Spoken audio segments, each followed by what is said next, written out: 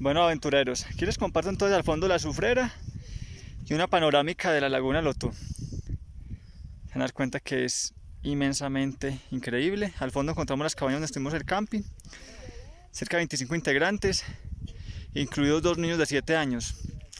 Se ganaron una caminada de 6 horas sin problema, fresqueados.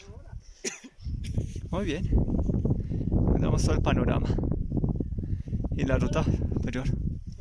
Tenemos unos amigos que están saludando. Y esa niña tan linda, ¿quién es? Uy, tutuy. En esta salida encontramos personas de Pereira, Manizales, Armenia, Anserma Nuevo, bueno, en fin.